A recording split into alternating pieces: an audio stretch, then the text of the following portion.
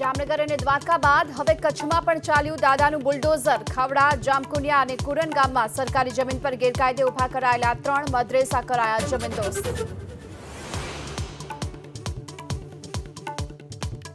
અમદાવાદમાં ફરી નબીરાએ એક યુવકનો લીધો ભોગ। થાર કારથી ટક્કર મારી દૂર સુધી ઢસડતા યુવકનું મોત થયું। યુવકને કચડનાર નબીરા પ્રેમ માળીની પોલીસે કરી અટકાયત।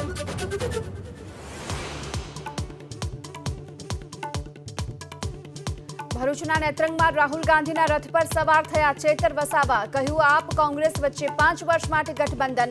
લોકસભામાં કોંગ્રેસના સહયોગથી મામા મનસુખ વસાવાને હરાવવાનો કર્યો દાવો। ધોરાજીમાં સરકારી હોસ્પિટલમાં તબીબની ઘટ મુદ્દે પૂર્વ ધારાસભ્ય લલિત વસોયા આક્રમક। કાલે ધરણા યોજવા માટે વસોયા અડગ। જાહેરમાં ચર્ચાનો ધારાસભ્ય પાડલિયાને ફેંક્યો પડકાર। સુરતના પૂર્ણામાં બીઆરટીએસ બસના ડ્રાઈવર પર વિદ્યાર્થીને લાફો માર્યાનો આરોપ। વિદ્યાર્થીએ ગાળો ભાંડ્યાનો કંડક્ટરનો દાવો। ઘટનાનો વિડીયો થયો વાયરલ।